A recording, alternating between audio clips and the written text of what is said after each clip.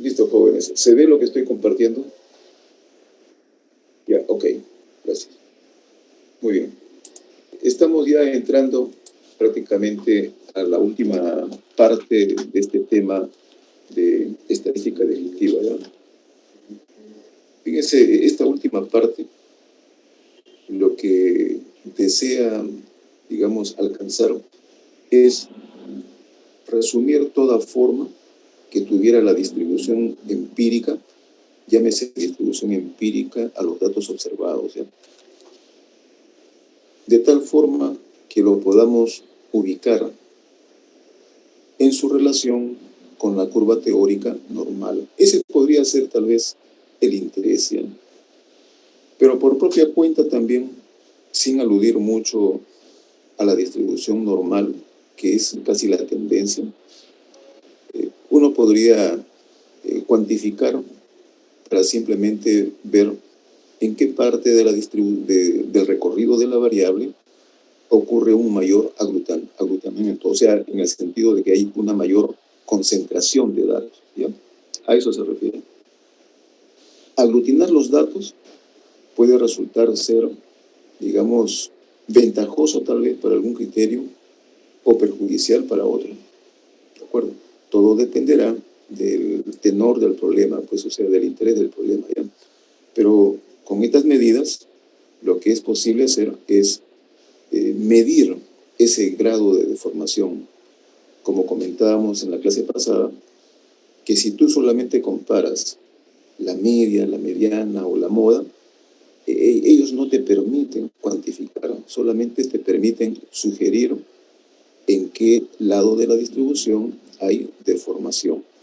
Que sea bueno, malo, pequeño, eso es, digamos, un tanto subjetivo, ¿de acuerdo?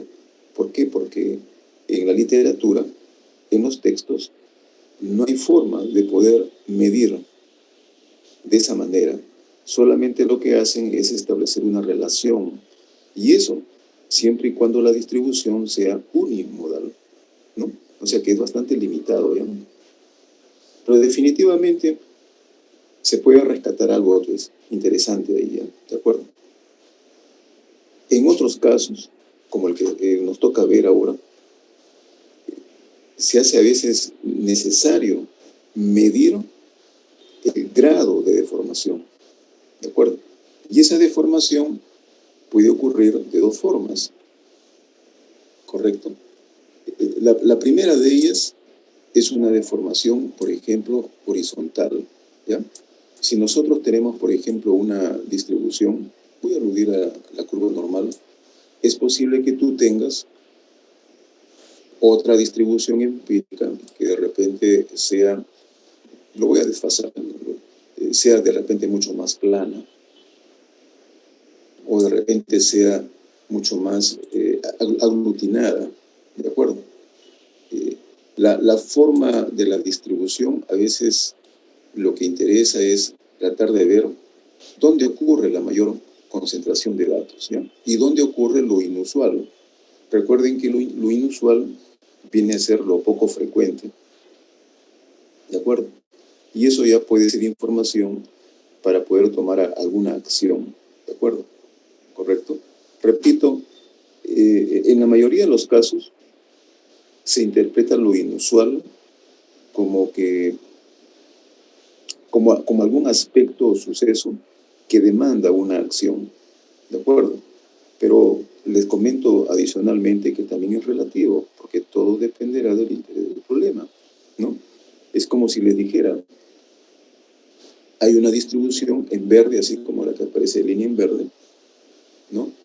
Que mide de repente, ya que estamos con un tema de salud actualmente, mide, por ejemplo, la presión arterial de un grupo de personas, ¿ya?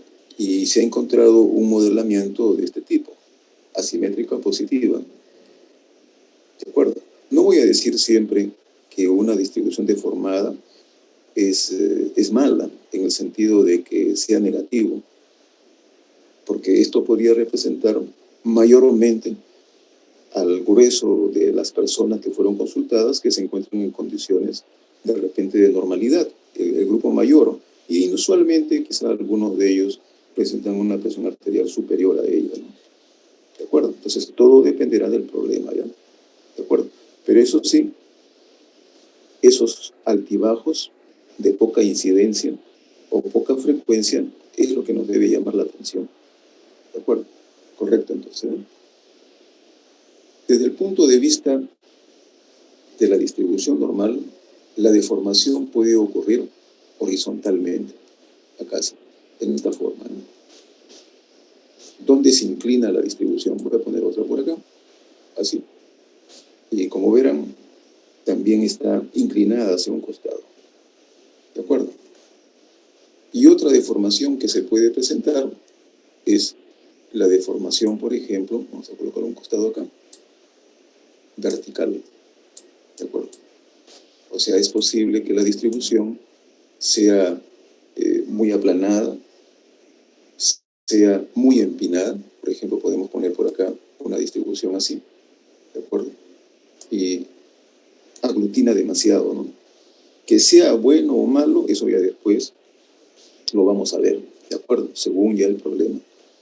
Pero aquí lo que se busca es tratar de identificar en cuál de esos casos me encuentro con mi distribución empírica, ¿de acuerdo? O sea, con mi distribución de datos, ¿ya?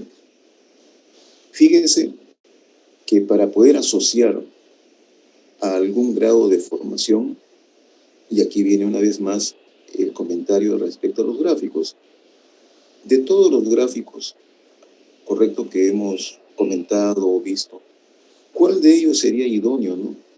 Para poder asociar, correcto, a este grado, a este tipo de deformación y posteriormente grado que vamos a calcular, o en todo caso asociarlo a la curva normal.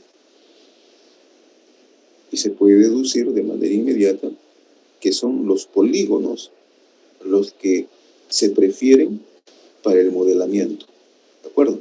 De ahí entonces que el diagrama de caja, si bien es cierto, nos da una referencia, correcto, también acerca de la forma, mucho mejor que el diagrama de caja, que eso era lo que ayer habíamos reiterado, es el polígono de frecuencias, ya sea simple o porcentual, correcto, para poder representar a la curva o distribución o ley, correcto, que vamos a llamar nosotros posteriormente, de probabilidad que describe a nuestra característica de estudio. ¿Ya? ¿De acuerdo? Listo, entonces. Atendiendo solamente la asimetría, un tipo de deformación, este a su vez puede ser visto de tres formas. La primera de ellas, que la distribución presenta una asimetría, digamos, nula, ¿correcto? El grado de deformación va a tender a un valor en esos casos. Usualmente, las medidas de asimetría son adimensionales, ¿correcto? Y en esos casos, su valor se aproxima o es igual a cero, ¿de acuerdo? Una distribución así como la que estamos observando, ¿correcto? Se la puede tratar, se le puede abordar como una distribución simétrica asociada a la curva normal. A pesar que ustedes pueden observar que ese histograma no es exactamente una distribución simétrica, pero su tratamiento, sus medidas de asimetría, sugerirían de que es preferible tratarlo como si fuera una distribución simétrica, ¿ya? O sea, por los valores que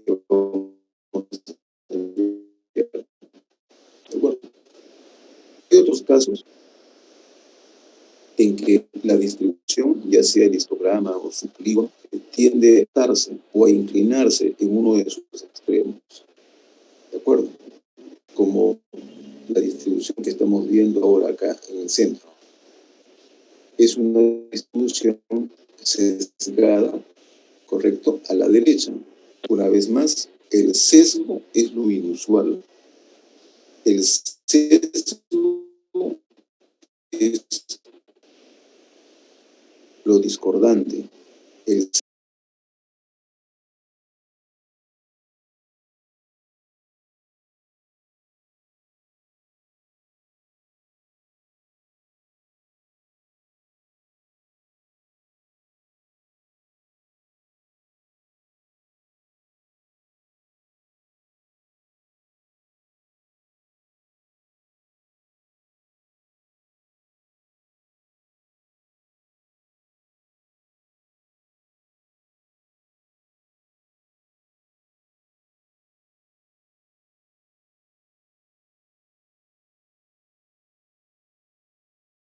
es describir la deformación que pueda tener una distribución de frecuencias.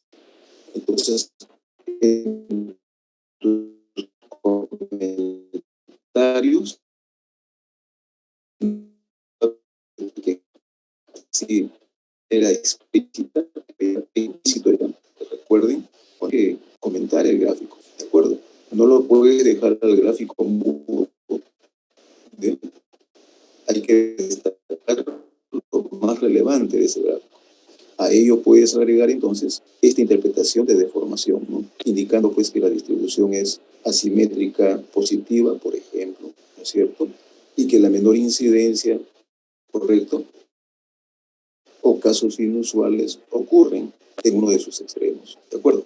Que sea bueno o malo, dependiendo de lo que alcance el problema, tú ya complementarás, ¿de acuerdo? Correcto, para sugerir la toma de alguna acción como medida correctiva, ¿no? ¿De acuerdo? Listo, entonces. Esa es una primera interpretación, ¿ya? Una segunda interpretación es cuando lo quieres asociar directamente a la curva normal o ley teórica, llamada campana de Gauss. ¿De acuerdo?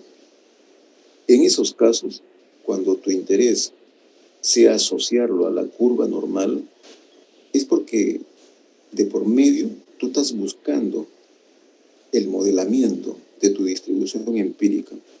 O sea, ya no es tanto querer actuar en la distribución empírica a modo de estadística descriptiva. No, ya no, ya. El interés es querer rebasar esos límites. O sea, cuando tú la asocias a la curva normal, lo que estás pretendiendo es apoyarte en la curva normal para utilizarlo como ley o modelo de distribución teórica. Obviamente que tiene, digamos, más prestaciones, más usos, tiene un mayor alcance, ¿correcto? O un mayor poder de explicación. Pero viendo la posibilidad, si tu distribución empírica, obviamente, ¿no?, se acerca de manera fidedigna a la distribución normal para poder invocarla. ¿De acuerdo? Esa es una segunda interpretación, ¿ya? Correcto. En el gráfico, fíjense, si ustedes ven los tres diagramitas, los histogramas, se ve representado la medida de tendencia central a través de su mediana. ¿De acuerdo? Eso no significa que siempre lo sea, no, sino que bajo ese tema de que si la distribución está distorsionada de manera importante, habría que saber hasta qué punto es importante, se invoca, en lugar de la media, se invoca la mediana. ¿De acuerdo? Hay que entender que el uso o la demanda de un promedio no solamente es por una cuestión, digamos, de exactitud, que parece ser, ¿no?, lo ideal, ¿correcto? No es de manera absoluta, ¿ya? El problema, el tema tiene también mucho que ver, ¿de acuerdo? La elección de un promedio, ¿correcto?, no solamente es porque hoy sea exacto, no, pues, acuérdate, dentro de la familia de promedios también está la moda.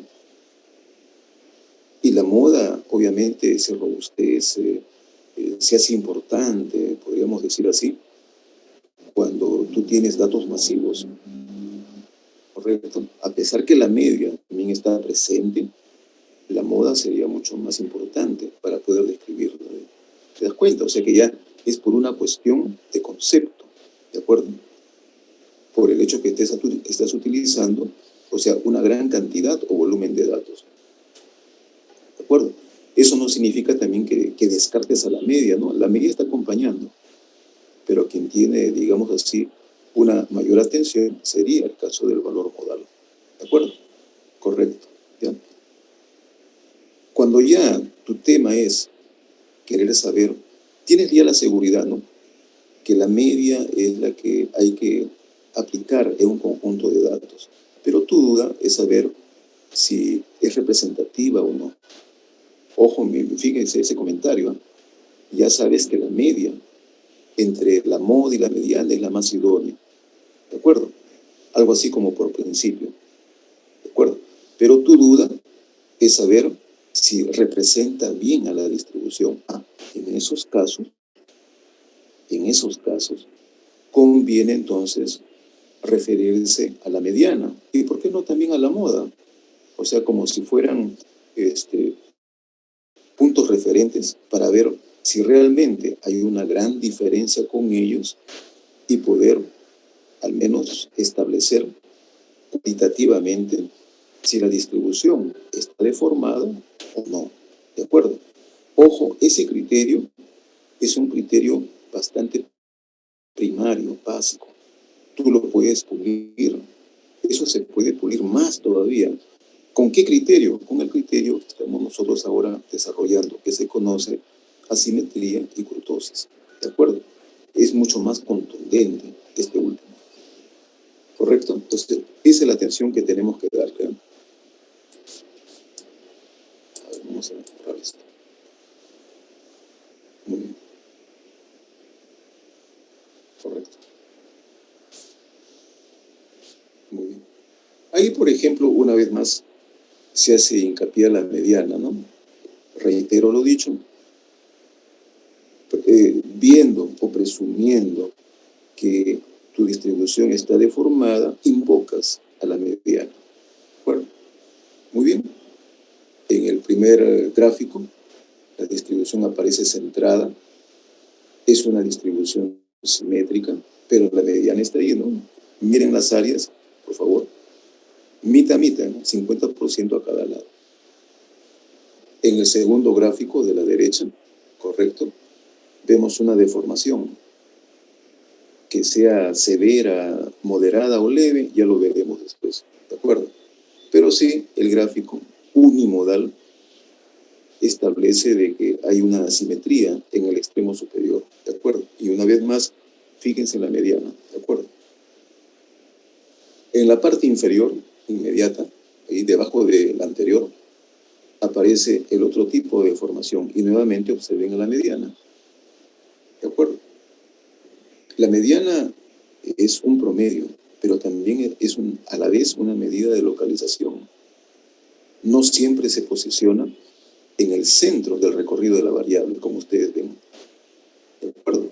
O sea, está sujeto a la representación del 50% por debajo o por encima de ella, y por lo tanto está algo así como ligada, ¿de acuerdo?, al volumen.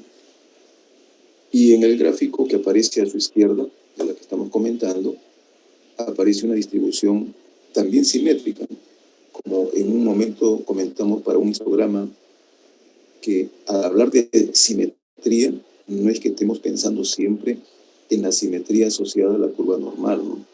Hay otras distribuciones también simétricas, que no necesariamente tienen que ver con la curva normal, ¿no? Como el gráfico que estamos viendo, ¿de acuerdo? Y también ahí ocurre, por ejemplo, un 50% por debajo o por encima de ella, ¿de acuerdo? Correcto. Aquí viene la evaluación de las medidas de asimetría. Por favor, tomen nota o tomen en cuenta lo siguiente. Hay varios coeficientes. Correcto. No solamente hay uno, hay varios coeficientes. Pero cada uno de ellos tiene algo así como un alcance particular. No es para usarlo de manera indistinta. No es porque, yo me acuerdo de la primera fórmula, el resto no me acuerdo. Ahí aplico la primera, pues. No es tanto así. ¿Ya? Todo depende, recuerda muy bien, de la cantidad de información. que me vaya a entregar. Y también del escenario en el que mis datos se encuentren. Depende de eso. ¿De acuerdo? Para poder aplicar el más conveniente. ¿Ya? El primer coeficiente de asimetría, denominada de Pearson, correcto, hace lo siguiente. Compara la media con la moda. Por favor, fíjense en eso. Y ese distanciamiento lo divide entre su desviación estándar, lo que genera una medida adimensionada que carece de unidades de medida. ¿De acuerdo? Para poder ver qué distribución es con la que estamos nosotros lidiando por su forma, si tú obtienes un valor igual a 0, primero lo hablamos así de manera muy cortante, el modelo, la distribución, estaría en una situación de simetría. Si es mayor que 0, estamos frente a una distribución asimétrica positiva o hacia la derecha. Y si es negativa, asimétrica, correcto, hacia la izquierda o negativa. Hay que entender lo siguiente, ¿ya? Si observamos la estructura está referida solamente a comparar la media aritmética, correcto, que es una medida de tendencia central, ¿no es cierto? La moda también lo es, pero la moda es el promedio típico. Se supone que alrededor de ella es donde se aglomera la mayor cantidad de frecuencias, ¿no es cierto? O la mayor incidencia. Y es la media para ver hasta qué punto puede representar a ella. Entonces se deduce de manera inmediata que si el mayor volumen representado por la moda se distancia, o mejor dicho, o viceversa, la media se aleja de ella o se acerca, es un indicador interesante, ¿no? Para poder determinar la deformación de la distribución. ¿De acuerdo? ¿Cuándo se aplicaría una fórmula de este tipo? Bien simple. Cuando la moda, obviamente, resulta ser importante. ¿Se dan cuenta? Si la moda que tú consideras es relevante para tu análisis, entonces la idea sería ver si la media le sigue los pasos o de repente la puede simplemente sustituir, porque podríamos estar hablando de una distribución simétrica, ¿no es cierto?, en el que la moda y la media coinciden. Preferimos la media, ¿no? ¿No es cierto? ¿Correcto? Simplemente por una cuestión, una vez más, de principio. ¿De acuerdo? En esos casos, entonces, aplicaríamos este coeficiente, este primer coeficiente de Pearson. ¿Cuál es el problema? Por favor, tomen nota de eso, ¿eh? El problema es que si tú evalúas, calculas, operas y te sale una cantidad mayor que 0 o menor que 0, que va a ser lo usual, y viendo la magnitud obtenida, ¿en qué casos yo referiría que la distribución, ya siendo asimétrica positiva o siendo asimétrica negativa, la trate mejor como casi simétrica? Me explico. El tema acá de la deformación no es un tema de presencia o ausencia. O sea, no porque te salió asimétrica positiva, tú digas, ya, la distribución es asimétrica positiva y punto. Yo les comenté desde un inicio. En las matemáticas, las decisiones se toman de manera exacta. Muy bien. Pero acá en estadística, no es que lo diga yo, no es porque yo quiera decir que así es, ¿no es cierto? La metodología te propone eso. La metodología estadística te recomienda, hay distribuciones que son asimétricas positiva o negativa, está bien, pero su asimetría es tan leve que mejor lo tratas de manera práctica como una distribución simétrica. Y ahí viene el tema. ¿Dónde está esa regla que me permitiría, con este criterio, determinar si una distribución, o sea, deformada, es cuasi simétrica. Sencillamente no la hay. Entonces te quedas en el aire, ¿ven? ¿Correcto? Claro que si tú tienes una distribución y tú dices que me sale 0, bacán, ¿no? Sí, pues vamos a ver si te sale 0. En las distribuciones empíricas casi eso no ocurre. ¿De acuerdo? Siempre te va a salir un valor positivo o negativo. Y ahí viene el dilema, ¿ya? Esa es la dificultad de este coeficiente. ¿De acuerdo? Correcto. Hasta ahí, jovencitos, ¿se entendió? Por favor, manifiéstense. Sí, ¿verdad? Correcto. Gracias. ¿Ya? Muy bien. Hay un segundo coeficiente llamado coeficiente de asimetría de Pearson, por el mismo autor. Él ya cambió el panorama. Parcialmente, claro. En lugar de comparar con la moda, lo compara ahora con la mediana. Recuerden, no es, digamos, una jerarquía, correcto, así muy, como una ley, no lo es. Pero después de la media, se prefiere a la mediana. Repito, siempre y cuando no tengas datos masivos. ¿Ya? ¿De acuerdo? Si tienes datos moderados, el orden sería, ¿no? A ver, media aritmética y luego secundándolo con la mediana. Si la media aritmética falla, ya, entonces tomo a la mediana. ¿De acuerdo? La metodología estadística recomienda ese enfoque, ¿ya? Por eso que acá lo que hace es comparar la media aritmética con la mediana, ponderarlo con una constante, no vamos a discutir eso, la tomamos la fórmula como una ley, ¿de acuerdo? Y eso se divide una vez más entre la desviación estándar, lo que resulta una medida adimensionada, como en el caso anterior. Fíjate, nosotros cuando relacionamos a la media, mediana y moda, ¿correcto?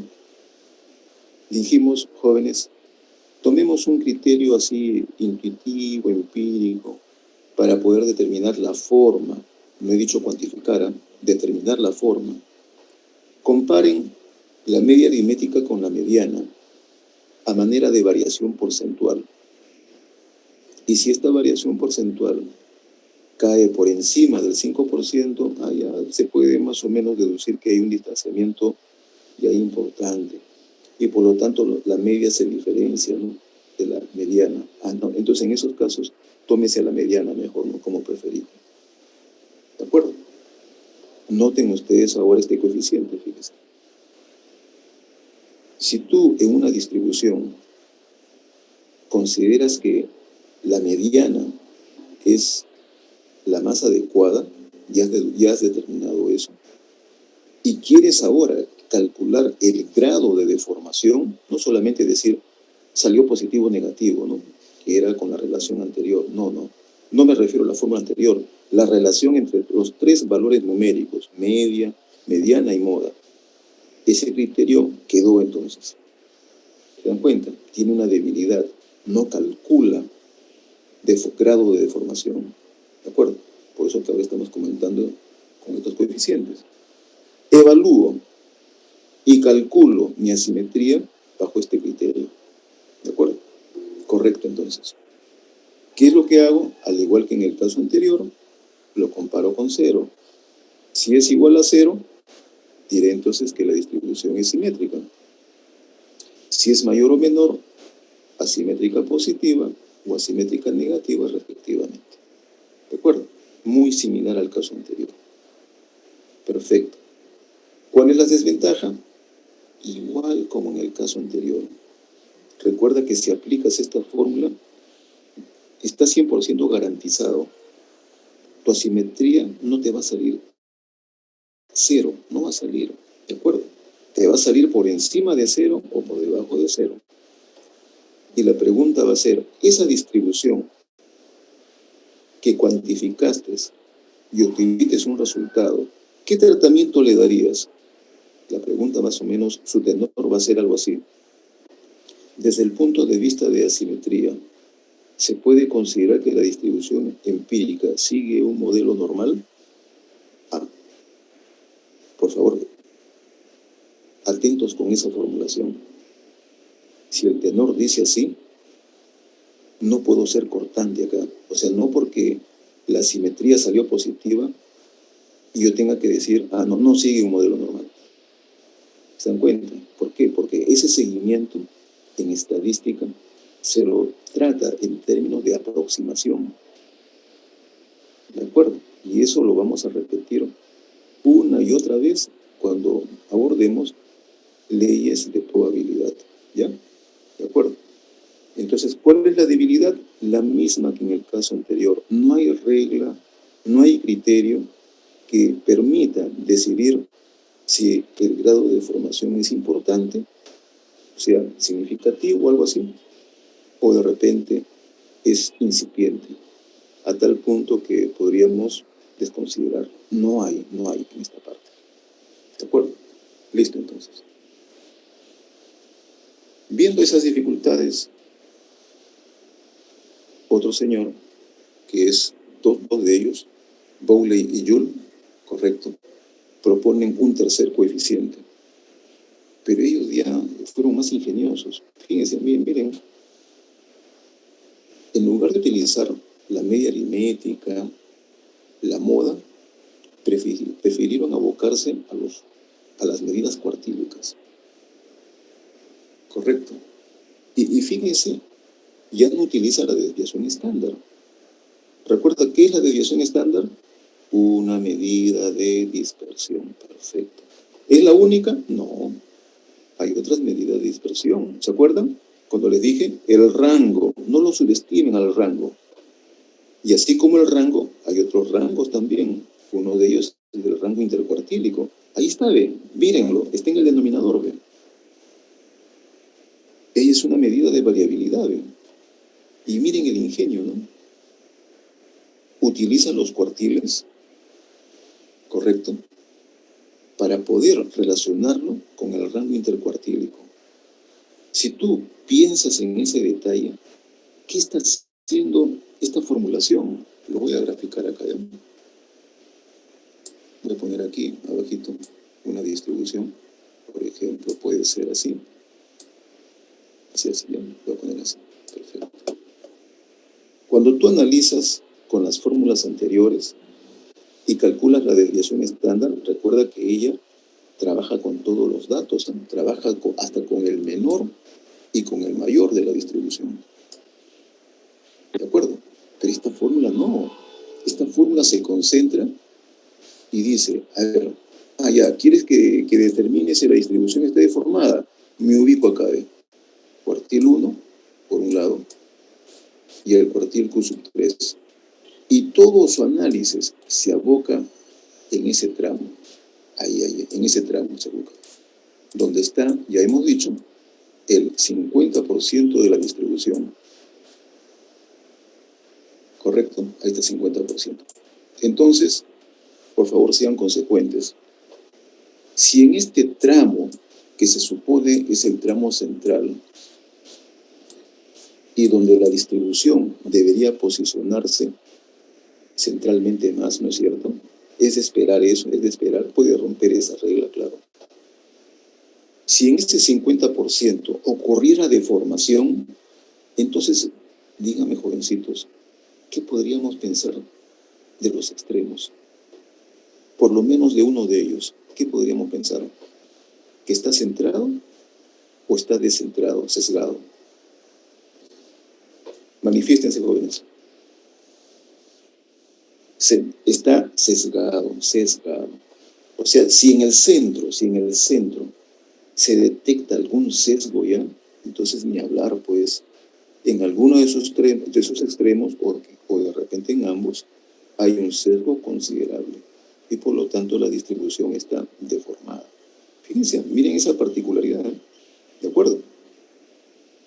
¿Correcto? O sea, se va, como se dice, al meollo, se va al grano. A ver, pulsemos lo más relevante y veamos si ahí hay deformación o no. ¿De acuerdo? Perfecto. Este coeficiente, al igual que los anteriores, también es adimensionado. Lo compara con 0. bajo la misma regla anterior.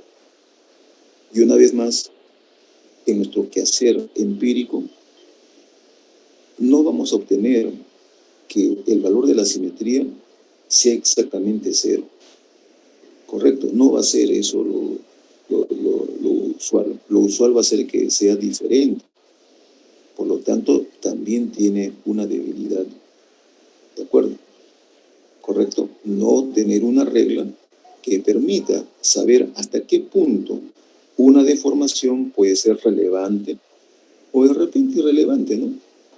Puedo convivir, como se dice, ¿no?, con el problema. ¿Por qué? Porque lo puedo sobrellevar. ¿De acuerdo? Correcto, entonces, ¿no?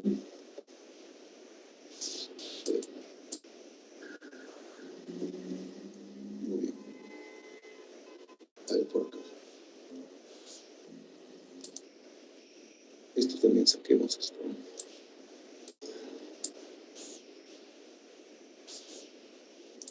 Correcto. Muy bien. Miren acá, jovencitos. Esto lo encontré en un texto muy interesante. Recuerden que estas laminitas son acopios de varios autores. Miren aquí la manera como relaciona la distorsión. Ojo, no la cuantifica. No la cuantifica.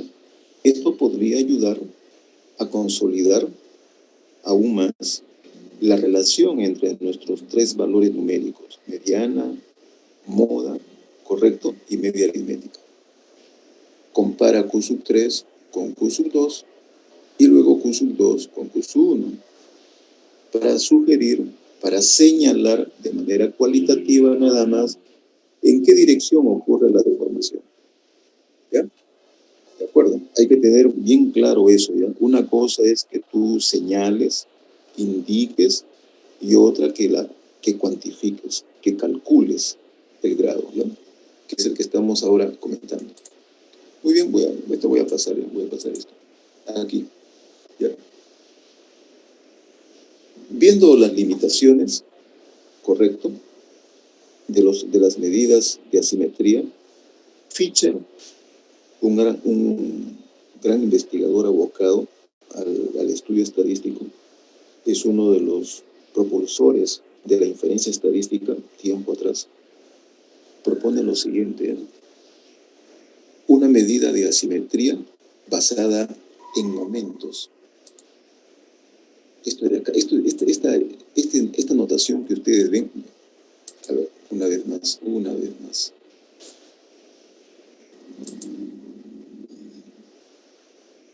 Ya, ahora sí. La notación que están viendo acá se llama momentos, ¿ya? Por ejemplo, de tercer orden. Los momentos de tercer orden pueden ser poblacionales o pueden ser muestrales. Correcto. Lo que aparece en la parte inferior lo identificamos rápidamente, es la desviación estándar y todavía muestral, ¿ya?, elevado al cubo. Por lo tanto, podemos deducir aún más que toda la expresión que se propone aquí como asimetría es una fórmula para datos muestrales. Si los datos fueran poblacionales, correcto, este M3 tiene también una notación, pero significa casi lo mismo. Si gusta, lo podemos representar así, ¿eh?, con una letra griega, y le ponemos acá el subíndice 3, para indicar que se trata de un momento de tercer orden poblacional, ¿eh? Ya sabes que S se puede reemplazar por sigma poblacionalmente. Ya sabes que X barra, que aparece acá, lo puedes reemplazar con U. ¿Correcto? Entonces, la estructura de la función no cambia, no. Lo que cambia simplemente es el escenario de que si tienes datos muestrales o si tienes datos poblacionales. El comentario que se hace en esta lámina, de manera muy particular, refiere a datos muestrales, ¿ya? ¿De acuerdo? Correcto, entonces. Muy bien. ¿Qué es lo que se puede observar en esa estructura, jovencitos? Por favor, observen ese detalle.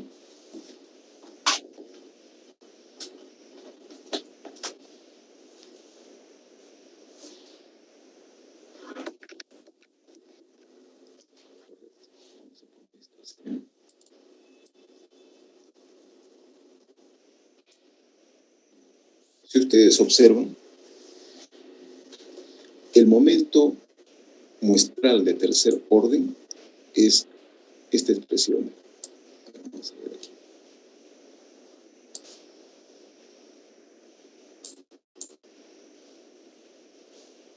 Ya está.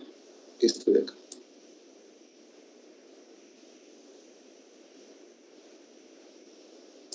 Todo lo que está ahí encerrado en azul se llama el tercer momento muestral. ¿Se acuerdan cuando comentamos la variación de X?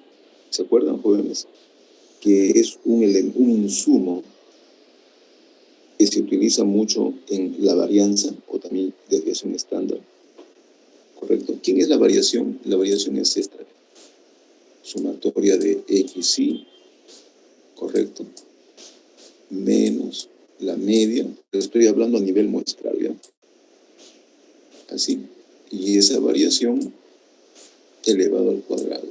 No te olvides, esa variación es un mínimo de cualquier otra variación en el cual ya no se emplee la media, sino cualquier otro valor.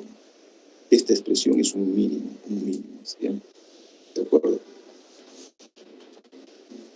Si tú comparas, aquí dice cuadrado, acá dice cubo, y hay otros momentos muestrales que pueden tener un orden superior a la cuarta, a la quinta, en fin. Uno tiene libertad, pero recordemos que lo que quiere simplemente sintetizar o evaluar son estados de la variable, como aspectos, ¿ya? Correcto. Se interpreta que si tú elevas, o sea, las diferencias de un valor de la variable con respecto a su promedio y lo elevas a una potencia, tú lo que estás tratando es de ver la sensibilidad de los datos. ¿Hasta qué punto? O sea, esos distanciamientos se magnifican, se agrandan, ¿no es cierto?, por el tema de la distancia. Recuerda que distancias pequeñas al cubo, obviamente se agrandan más, ¿no? Es como una lupa. Si tú tienes una distancia muy severa, muy fuerte, muy importante, elevándola al cubo, va a aumentar mucho más todavía. ¿De acuerdo? En otras palabras, sensibilidad. ¿Bien? Correcto. Y mira, la fórmula todavía tiene otra peculiaridad. Permitir observar la dirección, porque ya sabes que esas distancias pueden ser positivas o negativas. Y elevarlas al cubo, obviamente, no inhibe la dirección. O sea, la considera todavía. ¿Te das cuenta? No la suprime ni la cancela. La dirección también se manifiesta. De ahí entonces que finalmente cuando tú apliques una fórmula así, la medida podría salir positiva o negativa. ¿Te das cuenta? Indicando la dirección de la deformación más allá de su grado. ¿Correcto? Muy bien. Para tal efecto, ese momento muestral de tercer orden, como en este caso particular, lo compara con la desviación estándar al cubo, para mantener más o menos, como se dice, el mismo nivel, ¿no? ¿De acuerdo? Porque recuerda, en el numerador tendrías unidades, pregunta para todos, simples, cuadráticas o cúbicas. Respondan, jovencitos. Cúbicas, muy bien, muy bien. Y se hace necesario, pertinente, adimensionar a este coeficiente. ¿Qué queda entonces? Pues tenemos que dividirlo, obviamente, o compararlo con una medida de variabilidad como la desviación estándar muestral, pero en ese mismo nivel, por eso que se eleva al cubo. ¿De acuerdo? Y ahora sí, tengo unidades adimensionadas. Si sale 0, una vez más, simétrica, mayor o menor, positiva y negativa respectivamente. ¿De acuerdo? ¿Dónde está la gracia de este coeficiente? Fisher, muy abocado, un eminente, un gurú, diríamos así en estadística, propone una medida para poder evaluar su error estándar, que es la formulita que está al pie de la lámina. ¿Correcto? Sin demostración alguna, para el caso nuestro, ya él sí demostró todo esto. Él propone que con este error estándar, ¿correcto?, era posible tomar decisiones mucho más acertadas y bastante formales respecto a la deformación horizontal de una distribución empírica.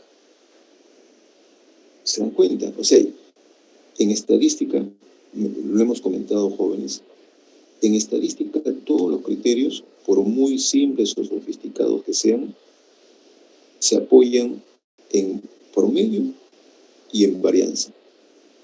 Recuerda que la raíz cuadrada de la varianza es el error estándar, o también llamada desviación típica, o desviación estándar. Y si tú tienes esos dos elementos, prácticamente tienes, como se dice comúnmente hablando, la sartén por el mango. ¿De acuerdo? O sea, significa que puedes tú trabajar con ellos y extraer información.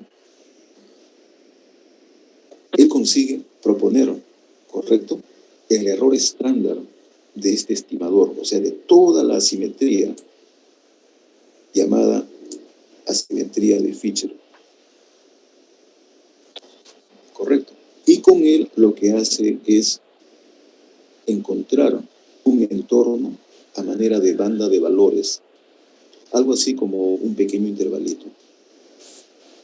¿De acuerdo?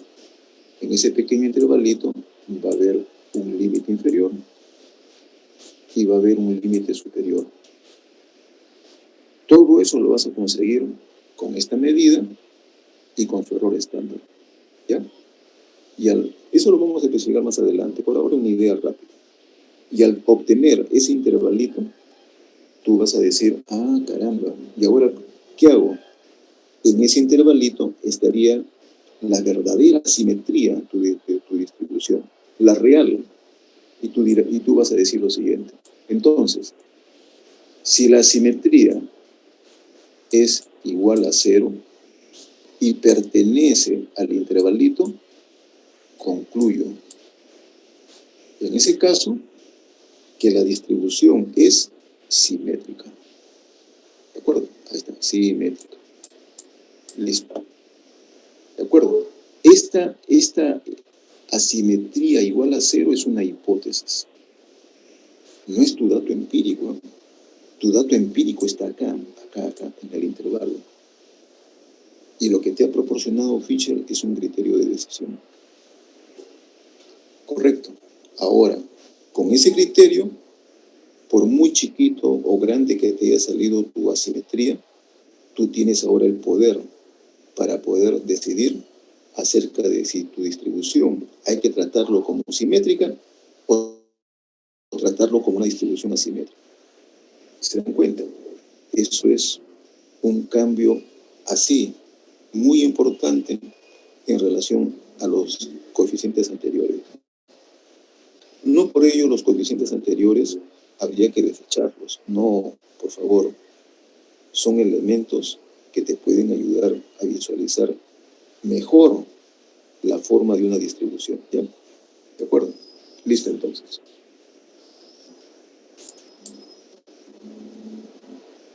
Muy bien. Hasta ahora, entonces, este coeficiente estamos viendo que sería el preferible. ¿Ya? Sí. Correcto. Pasamos esto. Y ahora entramos a otro tipo de deformación. ¿Ya? Aquí. La deformación también puede ser vertical. Y esta deformación vertical se lo hace en relación en una interpretación a la curva normal para ver qué tan aglutinada o de repente dispersa se encuentra una distribución empírica. Por ejemplo, observen el gráfico en la parte inferior. Si es moderado, se puede decir que la distribución es mesocórtica. Si es muy aglutinada, es leptocórtica. Y si es muy aplanada, o sea, dispersa, es platicórtica. ¿Correcto? Bien, recuerden que esto se asocia mucho a la concentración y también a la dispersión o variabilidad. Recuerden que en caso de una distribución leptocúrtica, la variabilidad, fíjense, puede sugerir de que es pequeña, ¿no? Miren. Y en cambio en esta otra hay una gran dispersión, ¿ven? Ahí ven. ¿De acuerdo? Van de la mano entonces, ¿sí? Una lleva a la otra. Pero ojo, ojo, el hecho de afirmar que una distribución es platicúrtica frente a otra que es leptocúrtica y en el cual tú digas una tiene más variabilidad que la otra, claro, ¿no? Son como consecuencias lógicas, pero no estás midiendo el grado, ¿eh?, de variabilidad. No vaya a ser que el problema te esté pidiendo que evalúes, calcules la variabilidad. Caballero, pues, si me está pidiendo que calcule, tengo que cuantificar. ¿De acuerdo? Entonces, hay que tener un poco claro el tenor de los problemas, por ejemplo. Bien. Igual como en el caso anterior, Fischer propone una medida de apuntamiento basada también en momentos. La fórmula que se ofrece es para datos muestrales. Si fueran datos poblacionales, la adapto nada más, ¿ya? Le pongo las letras griegas, sería pues mu acá, mu, sigma por acá, ¿de acuerdo? Y por acá n mayúscula, pues, ¿no? ¿De acuerdo? Aludiendo a la población. Muy bien. Esta fórmula que la vemos sin demostración alguna, lo aceptamos como una ley, está corregida, ¿ya? En algunos textos aparece solamente esto, hasta acá. Y ya más adelante se corrige con este 3. ¿De acuerdo? Aquí se ha integrado en un solo paquete, todo se ha integrado, ya, todo. ¿De acuerdo? Para mayor comodidad.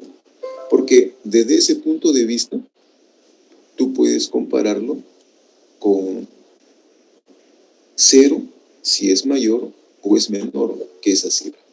¿De acuerdo?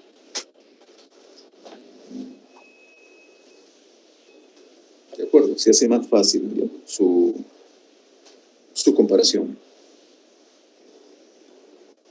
Y la gran ventaja que tiene este coeficiente es que tiene también una medida de su error estándar.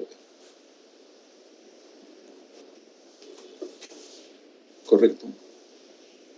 Esa medida de error estándar, obviamente, es un valor agregado que le da al coeficiente para poder establecer, una vez más, rangos de valores, como lo que vamos a comentar más adelante. Entonces, tú harías lo siguiente. Si el apuntamiento teórico de una distribución asociada a la curva normal es 0, para aludir a las mesocúrticas, y 0 se encuentra en tu intervalo empírico que has encontrado, entonces tu conclusión sería que la distribución empírica es mesocúrtica. Se asemeja mucho a la altura de la distribución o campana de Gauss. ¿De acuerdo? Si por el contrario, tu hipótesis, correcto, tu afirmación teórica, no está dentro de ese intervalito que tú vas a calcular, entonces tu conclusión sería que estás frente a una distribución asimétrica, ¿de acuerdo? Y que hay que tratarla como tal, ¿de acuerdo? Entonces, vean, estos coeficientes de Fischer tienen ese alcance, que supera obviamente a los coeficientes anteriores, ¿de acuerdo? Pero repito, no es que estemos tratando de decir que hay que desechar a los otros coeficientes. Todos se complementan, ayudan una vez más a tener mayor información. ¿De acuerdo? Listo, entonces. Y por acá, jóvenes, vamos a...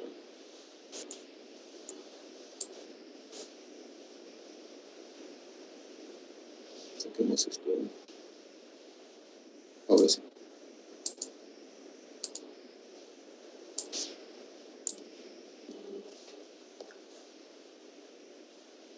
Aquí hay una propuesta más.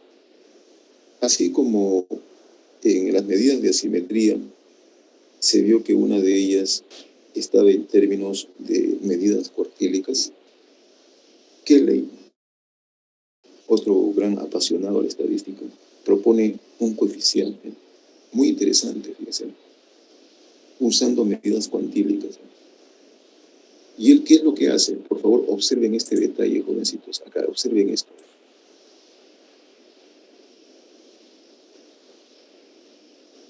¿Cómo se llama eso?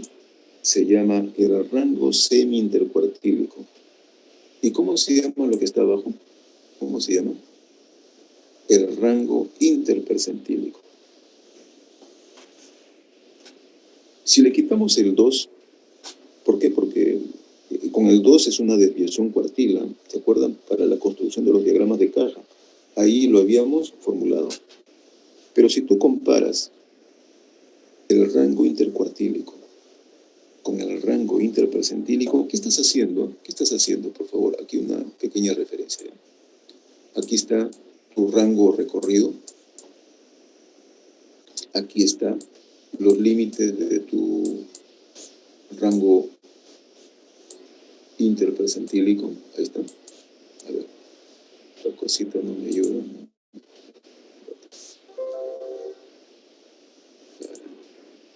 ¿Qué hago? En el extremo superior se encuentra el percentil 90. ¿Correcto?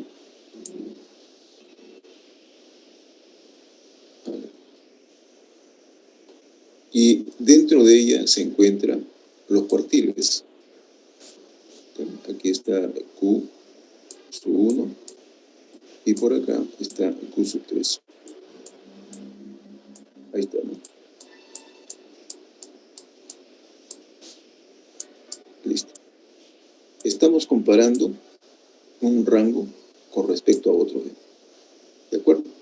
El rango sombreado con el rango intercuartílico. Por favor, solamente hagan una pequeña reflexión. Si comparamos esos dos tramos, y esos tramos acusan un valor por encima de 1 o por debajo de 1 o es igual a 1, simplemente hago la referencia con 1 para tener una idea rápida de quién va en el numerador y en el denominador. Eso es la intención. Obviamente estaríamos pues tratando de especificar, ¿no es cierto?, su grado de concentración. Cuando hablo de 1, mayor que 1, menor que 1, lo hablo en forma general, ¿ya? Pero hay que ser consecuentes acá, que no vamos a estar en cualesquiera de los tres casos, ¿no? No.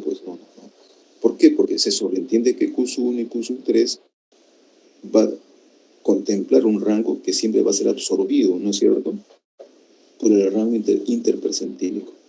¿De acuerdo? Correcto. Significa que el rango interpercentílico va a ser más grande, pues. ¿De acuerdo?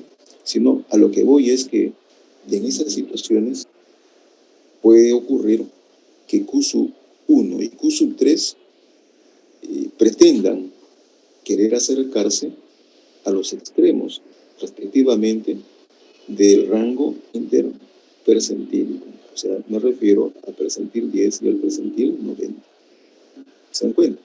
O sea, es como si comenzáramos a sombrear por acá. Y quiero, ¿no? Quiero más o menos llegar al percentil 10 o al percentil 90, que está por acá, ¿no? Aquí. ¿Correcto? Ahí está, ¿no? ¿De acuerdo? Entonces, eso me estaría dando una idea al relacionar esos dos rangos del grado de concentración que tiene la distribución. ¿De acuerdo? Kelley propuso una corrección, que también la tomamos como ley, como tal. Es esta cifra.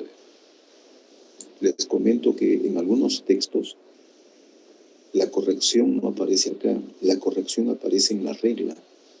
O sea, a la hora que tú comparas, aquí dice con 0, en otros textos dice no, lo comparo con 0,263. ¿Ya? Por comodidad se ha considerado esta fórmula ya corregida, una vez más, para que la regla sea tan, digamos así, simple, que la tenga que comparar una vez más con el valor cero. ¿De acuerdo? Muy interesante, porque estaríamos viendo pues que se aboca más a la parte central, crucial de una distribución, que si ahí ocurriera una deformación, obviamente pues estaríamos diciendo pues, que la distribución está muy aglutinada o en todo caso dispersa. ¿Ya? ¿De acuerdo? ¿Cuál es el problema? El problema de este coeficiente cuantílico es que no se ha podido, ¿no?, proporcionar su grado de error. Por lo tanto, entonces, una vez más, habría esa gran preocupación de decidir hasta qué punto un valor hallado realmente es relevante o no. Esa es su limitación. ¿De acuerdo? Correcto. Algunos autores, quizá lo hagan a manera de consuelo, sugieren que aquellos valores numéricos, ya sea de asimetría o kurtosis, como el que estamos viendo, al no tener una medida que mida su precisión, o sea, su error estándar, dicen, bueno, la experiencia ya dirá, pues, ¿no?, tú aplicarás tantas veces el criterio que tú mismo ya te vas a dar cuenta hasta qué punto una distribución realmente estás lidiando con una distribución deformada. Bueno, realmente a veces hay que tomar también atención de la experiencia de algunos autores, pero recuerden que aún así seguiría siendo subjetivo, a no ser que haya un criterio, un procedimiento formal como lo establece Fischer. ¿Ya? Correcto. Muy bien. Y aquí entramos a lo siguiente. En algunos programas o software, como es el caso del SPSS, ¿ya?, es un programa estadístico. Hay que entender que los programas son comerciales, jóvenes, ¿ya? Y un producto comercial, pues, para que tenga salida, uno se esmera, ¿no?, para que una buena cantidad de los demandantes, clientes, usuarios, puedan estar satisfechos de ese producto. Entonces, SPSS, cuando integra procedimientos, correcto, en su programa, utiliza los criterios más refinados, los criterios como para que el usuario no tenga que ser un experto todavía en estadística, ¿no?, y puede evaluar sus datos de manera rápida y un tanto confiable. ¿A qué me refiero a todo esto? Miren, jovencitos, nada más este detalle. Les he comentado las bondades de las medidas de asimetría y kurtosis y también sus debilidades. Si tú de repente no tienes conocimiento de eso y mañana más tarde vas a hacer uso de algún programa, obviamente tú vas a ver ahí un rótulo que dice en el programa asimetría. Allá le pido que calcule mi asimetría del programa, pero sin saber si lo que estás calculando, obviamente, resulta relevante o no, o limitado. Ya hemos dicho por los escenarios en que tú puedas estar. Entonces, SPSS proporciona valores numéricos con la finalidad de que tengan el menor destemple, algo así. Y en consecuencia, el usuario pueda tener un resultado al menos más confiable, ¿no? Que no piense mucho en las debilidades que tiene y pueda tomar ya rápidamente su valor para una decisión. Correcto. Por eso que en la literatura del SPSS se encuentra esta formulación para la simetría y kurtosis. Si ustedes ven, está ponderado, ¿eh? Aquí está nuestro momento, ¿eh? Y aquí está nuestra desviación estándar, ¿eh? Y todo lo demás resulta manera de peso. ¿De acuerdo? Aquí está nuestro momento de orden 4, ¿eh? Correcto. Y aquí está nuestra desviación estándar, ¿eh? Y todo lo demás es un peso. Es como si fuera un coeficiente robustecido. ¿Ya? Correcto. Muy bien. Y sus errores estándar también, de manera consecuente. Están implementados. Correcto. Muy bien. Les alcanzo solamente esto para su conocimiento. ¿Y por qué? No vaya a ser que ustedes mañana más tarde utilicen un programa como el que estamos citando y después ustedes observen y digan, a ver, en el programa ¿cuánto me salió la simetría? Digo solamente, digo. En el programa me sale 1,2. Ya. Oye, y la fórmula que me proporcionó el profesor, cuando yo lo aplico, me sale más bien así, ¿ve? Me sale 0,4. Oye, entonces se equivocó el profe, ¿ve? No es, ¿ve? El programa dice que es esto, ¿ve? Y ahí entonces, que quiero hacer la aclaración. Cuando hagas uso de un software, por favor, a menos que no te interese, claro, pero si te interesa, revisa los manuales, ¿de acuerdo? Porque no vaya a ser que tú prepares un informe con, ¿no es cierto? O sea, la fórmula que hemos visto, y el programa te entregue eso y tú pienses inmediatamente, ya, ese es, no sé, así debe estar calculando. Y no es así. A veces los programas, por eso repito, hacen uso de criterios más sofisticados. ¿Se dan cuenta? Correcto. Más elaborados que los criterios simples que nosotros estamos aquí describiendo. ¿De acuerdo? Y por eso que puede haber una diferencia, ¿no? Entre lo que tú evalúas manualmente, formulita, tu calculadora, y lo que tú puedas obtener a través de un programa computacional, como un programa profesional como es el SPSS. ¿De acuerdo? Entonces hay que tener en cuenta eso, ¿ya? Mucho cuidado con esos jovencitos. ¿De acuerdo? Correcto.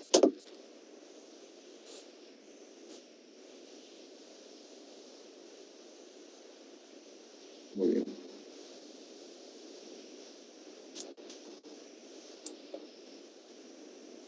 Muy bien. Aquí está el intervalo, jóvenes. Por favor, tomen nota de esto, ¿ya?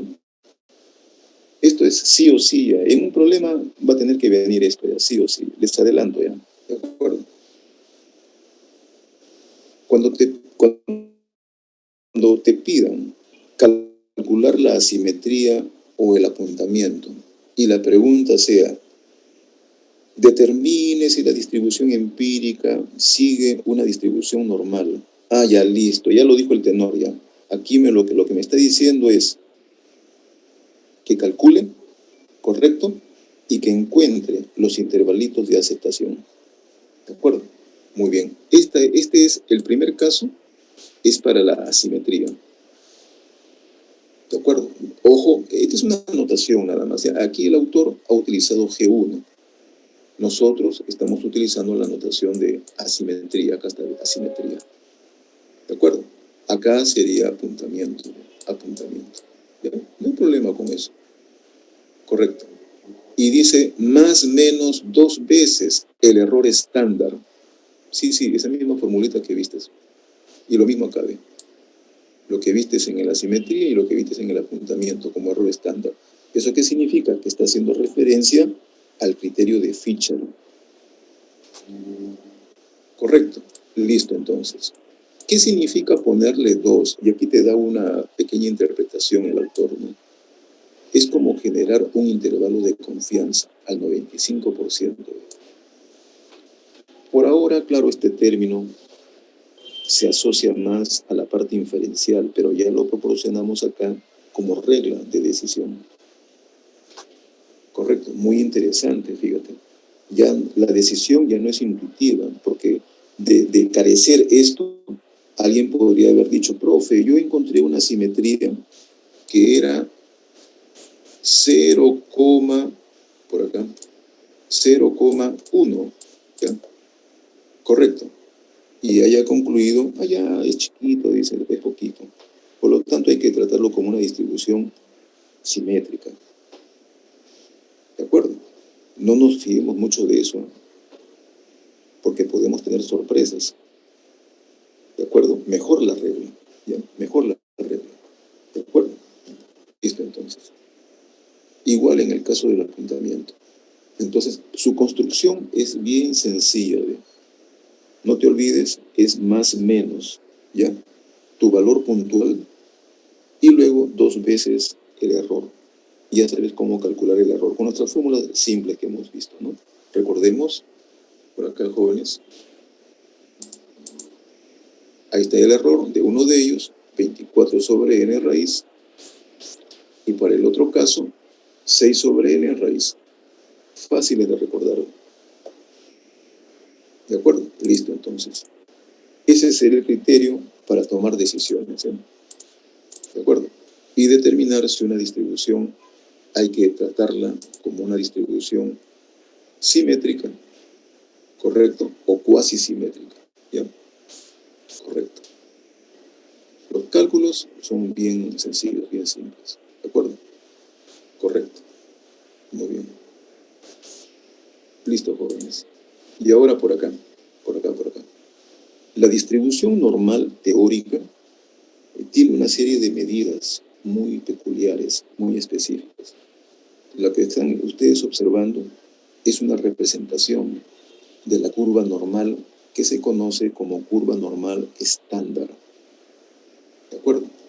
Me voy a permitir hacer lo siguiente, ¿ya? Aquí. Voy a trazar una línea más por acá, a ver si puede. Uy, quiere salir así. Bueno, ya está. Correcto. Esa línea que ustedes están viendo puede representar la línea original. ¿Ya? Si esa escala original la transformamos, ¿se acuerdan? ¿Se acuerdan que habíamos hablado de una transformación y vamos a reiterarlo una vez más? Le quito, por ejemplo, su media muestral, si se trata de datos muestrales, y lo divido entre su desviación estándar muestral, obtengo esto. Obtengo esto de acá. Datos estandarizados. Los que estoy ahí marcando son algunos de ellos. ¿De acuerdo? Entonces, ¿qué es lo que pasa con esos tramos que aparecen ahí como áreas? Y me dice lo siguiente. En una distribución normal, ya sea sin transformar o transformada, como el que estamos viendo, si yo me desplazara una desviación estándar hacia la izquierda o hacia la derecha, yo debería encontrar aproximadamente, voy a redondear acá la cifra, 68% de la distribución. Si a partir de 0 me voy 2 desviaciones estándar a la izquierda y hacia la derecha, ¿correcto? Entonces estaría tomando aproximadamente, voy a redondear una vez más, el 95% de la distribución. Y si me alejo 3 desviaciones estándar de 0 a la izquierda o a la derecha, aproximadamente el 99%. Así algunos autores lo señalan, ¿ya? Lo truncan inclusive acá. ¿De acuerdo? Esos son los porcentajes. ¿De acuerdo? Si tu distribución, por favor, tomen en cuenta esto, jóvenes. Yo voy a tener mi histograma por acá, o mi polígono, como gustes. Aquí está bien, ¿no? Disculpen que el gráfico sea así, pero ya les he comentado que escribir con el mouse es bien complicado, ¿ya? Esta es mi distribución empírica. Si tú quisieras demostrar con mayor razón si una distribución empírica sigue un modelo normal, está bien, la simetría y la cortosis que ayudan en el caso de los intervalitos, pero también para complementar, no digo para sustituir, para complementar que efectivamente estás lidiando con una distribución que fehacientemente sigue un modelo normal, tendríamos que hacer esto. Interpolar, ¿correcto? Desde este punto hasta este punto en mi distribución empírica, voy a poner aquí un color distinto, por favor, para que se vea, por ejemplo, de acá, voy a poner acá, y voy a poner acá, y voy a interpolar la cantidad de frecuencia o porcentaje que hay entre ellos. Si La cantidad no me va a salir exacto, pero quiere aproximarse al 68%, bacán. Estoy bien en ese primer tramo. Sigo. Voy a interpolar ahora dos desviaciones estándar. ¿De acuerdo? En mi distribución empírica, ¿quién vendría a ser él? ¿Quién vendría a ser él? X barra menos 2 veces S. El otro es positivo. X barra más 2 veces S. E interpolo, porque tengo frecuencia. Y si yo encontrara ahí aglutinado aproximadamente, no digo que sea exacto, el 95%, que me salga 92, pues ya, ¿de acuerdo? Que me salga 96, ya, pero está tendiendo a 95, ¿de acuerdo? Entonces, eso me estaría diciendo que la distribución está proporcionada en relación a una distribución normal, aproximadamente. ¿Se dan cuenta? ¿Quieres asegurar ya? ¿Quieres asegurar más? Te vas a 3 desviaciones estándar. Y si la distribución ahí desparramada aborda casi el 99% de la distribución, efectivamente, tienes más elementos de juicio que la distribución empírica sigue o se aproxima a una curva normal. ¿Correcto? Hasta ahí, jovencitos, ¿se entendió? Por favor, esto es un criterio que complementa a las medidas de asimetría. Tómenlo por ese lado, jóvenes. ¿De acuerdo? Para que sea contundente. ¿Ya? Correcto.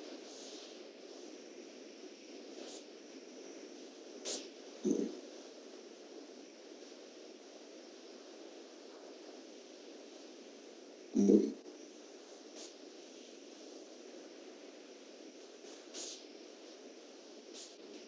Listo. Y aquí me permito solamente hacer una breve descripción, porque esto lo tienen en el libro de Córdoba. ¿Ya? Es la imagen que están viendo está en el libro de Córdoba.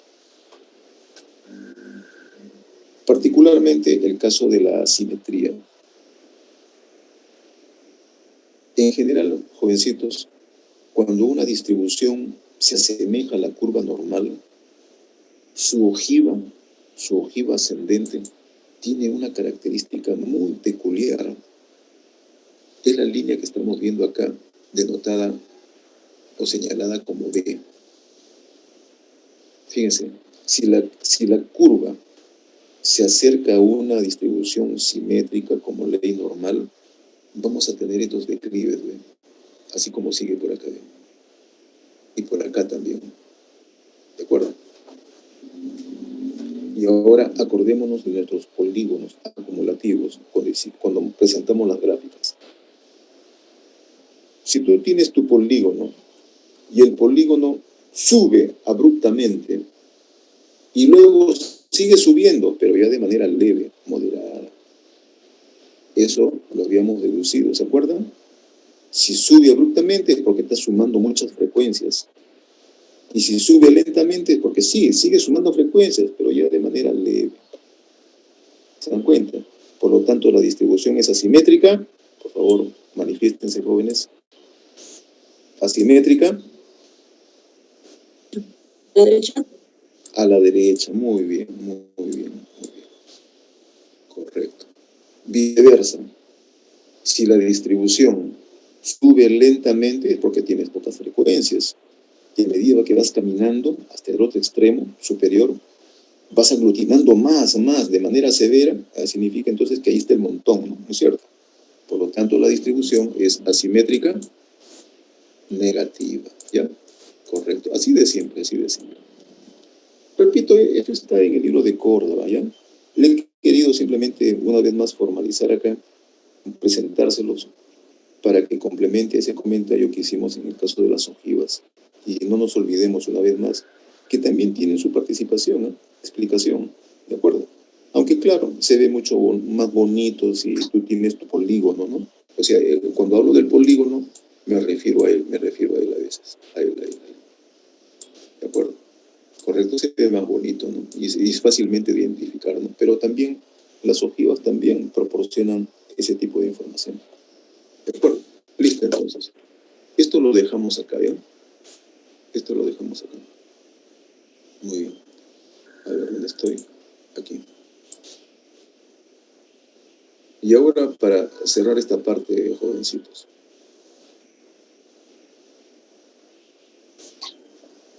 A ver, aquí estamos.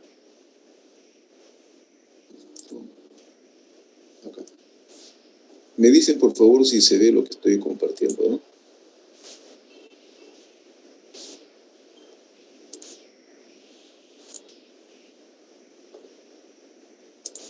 ¿Se ve, jovencitos? Ya, listo. ¿Recuerdan? Esta fórmula que ustedes ven se llama tipificación. Uy, la vamos a utilizar un montón de veces, ¿eh? Ya desde ahora en la parte descriptiva también se lo hacen. Por ejemplo, para el comentario de las propiedades de la distribución normal. Los tramos, 68%, 95 y 99. Estamos haciendo con datos estandarizados, ¿eh? ¿De acuerdo? Perfecto. ¿Cuál es la cualidad de esta transformación? Aquí rápidamente, ¿eh? Cuando tú tipificas, tu distribución tiene media cero y varianza unitaria. ¿Ya? Acá. ¿De acuerdo? ¿Eso tiene alguna utilidad? Sí, bastante. Tiene una gran utilidad eso. Porque eso te permite comparar distribuciones con escalas de medición distintas.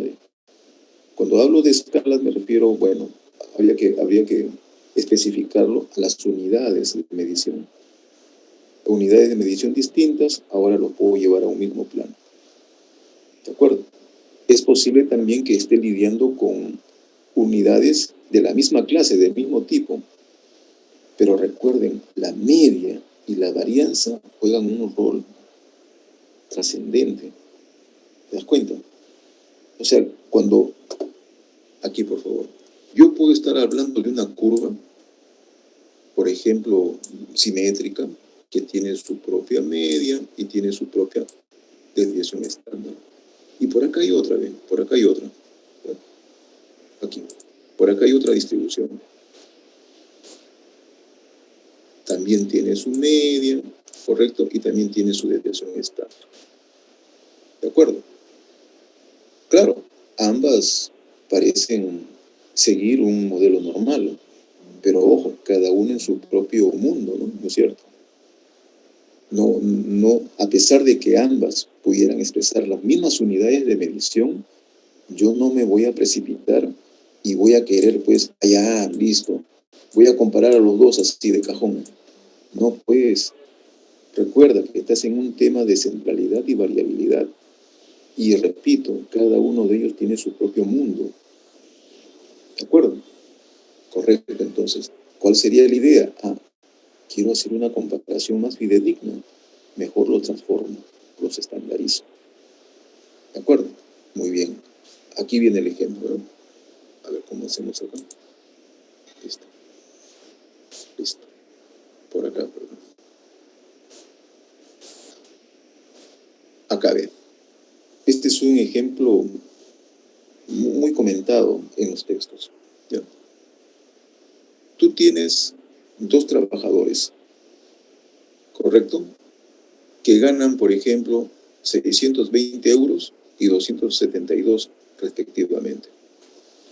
El primero pertenece a la empresa cuya retribución media y desviación típica vienen dados por su promedio y su desviación estándar. Y para el segundo trabajador, correcto, o sea, en su empresa, también se tiene su media y su desviación estándar. Por favor, céntrense acá primero. Céntrense acá, acá. No miren al costado. Aquí céntrense. Así va a ser el problema. Claro que si tú tienes un enunciado así, tú dices, pero si están en las mismas unidades, ni modo, pues no, ni modo, mira, 620, 672. ¿Quién gana más? Respondan, jóvenes. ¿Quién? 672. Claro, esa sería, ¿no? Parece que es consecuente, ¿no? Pero no te olvides, cada uno está en su propio mundo. Entonces, para darle sentido, Supongan que quisiéramos determinar quién de ellos está mejor posicionado.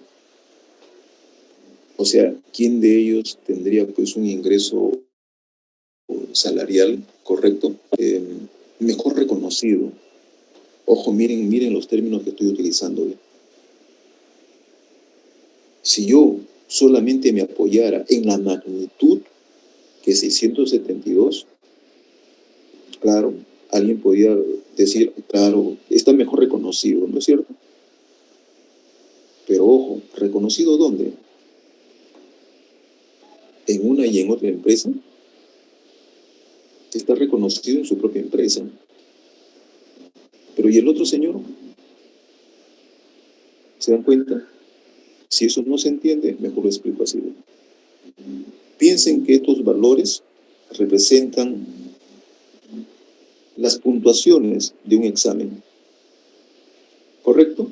Ahí está bien. Uno sacó 620 puntos, el otro sacó 672. Una vez más, en su propia universidad cada uno. ¿Quién es mejor? ¿Se entiende? ¿Se entiende la pregunta? ¿Quién es mejor? ¿Correcto? O sea, es como si estuviéramos midiendo sus capacidades y habilidades, ¿cierto? ¿Correcto? Es como si comparáramos el rendimiento, la capacidad de un estudiante uni versus un estudiante, digo, de la católica. Ya está, pues. En la católica es sabido de que las calificaciones o promedio ponderados son mejores que el de la uni. Eso todo el mundo lo sabe, ¿no es cierto? Pero vayamos a ver la destreza, la capacidad, ¿no? O las competencias, como se dice. Correcto. Y este es un criterio justamente para poder analizar ese detalle. ¿Qué es lo que se hace? Ahora sí, miren la formulación que está en el lado derecho. ¿Qué es lo que vamos a hacer? Vamos a estandarizar la primera calificación, o en este caso, el ingreso. ¿De acuerdo? Y lo mismo, el ingreso o el salario del segundo. Desde el punto de vista de magnitud, uno es mayor que el otro. Pero a la hora que tú estandarizas, oh, sorpresa, mira. Fíjate acá. ¿Correcto? Entonces la realidad es otra cosa. ¿Quién estaría mejor posicionado? Ya tú puedes ver ahí, ¿no? ¿De acuerdo? Entonces, la recomendación es la siguiente, jovencitos, ¿ya? Cuando tengan que comparar, no solamente refiéranse que son las mismas unidades, ¿no? Sino que este tema de media, de varianza, realmente juega también un papel muy importante. Y siempre, a la hora que comparar, hay que llevarlo a un mismo plano, como se dice, al ring, que estén en igualdad de condiciones. ¿De acuerdo? Ese es el mensaje, ¿no? Muy bien. Bien. Correcto. Muy bien. Y aquí aparece una vez más la regla de Chebyshev que ya habíamos comentado en la clase anterior, ¿ya? Es la misma idea, sino que aquí se está reiterando una vez más en esta presentación. Me voy acá. Aquí. Hay dos promedios muy populares, la media geométrica y la media armónica. Ustedes esto lo han visto en aritmética. Ya tienen como saberes previos inclusive. Les doy solamente a manera de tip lo siguiente, ¿ya? La media geométrica resulta ser apropiada cuando tú estás en un escenario que lo demanda. Me explico. Si hablamos de series, las series pueden ser aritméticas, geométricas o armónicas. Eso tú lo conoces muy bien. Por lo tanto, entonces, si estamos lidiando con alguna de ellas y nos piden que evaluemos un promedio, deberíamos calcular el promedio correspondiente, pues, ¿no? Si tu serie es aritmética, le calculo un promedio aritmético. Si es geométrico, de igual forma. Y si es armónico, igual, ¿no? Una medida armónica sería la más adecuada. ¿El problema dónde está, joven? El problema está en que acá no tenemos una serie perfecta, que ya sea aritmética, geométrica o armónica. No la hay. Simplemente van a ser series que se van a aproximar, o de repente, como se dice, a ojo de buen cubero, vamos a ubicarlo en alguno de esos tres tipos. ¿De acuerdo? Correcto. Entonces, voy a simplemente a especificar esto, ¿ya? Por ejemplo, hablemos de que un ejemplo muy banal, simple y general es la población en el tiempo. Aquí está la población. Y la población tiene un comportamiento de este tipo usualmente, ¿no? Vamos a ponerlo por acá así. Así tiene un comportamiento de este tipo. Así. Y se eleva. Debería haber salido una curva cóncava hacia arriba, digamos así. Correcto. Significa que a medida que pasa el tiempo, la población se incrementa. La pregunta sería, la curva debíamos representarla mejor. A ver, vamos a ver si nos sale mejor. Se va esa curva, a ver, ¿dónde estoy? A ver, para que se vea dónde estoy. Aquí. A ver, vamos a ver cómo sale. Lápiz. A ver, vamos a ver si nos sale ahora mejor. Ya está, mejor. A medida que el tiempo avanza, la población aumenta. Pregunta para todos. ¿Aumenta de manera aritmética? ¿Correcto? O sea, ¿lineal o no lineal? Perfecto, perfecto, perfecto. No nos olvidemos. Toda población demográfica, ¿correcto? Aumenta desde el punto de vista no lineal. Entonces no es una serie aritmética, pues. Por lo tanto, el promedio más adecuado sería una geométrica, que lo puedes calcular como la primera expresión o la segunda expresión.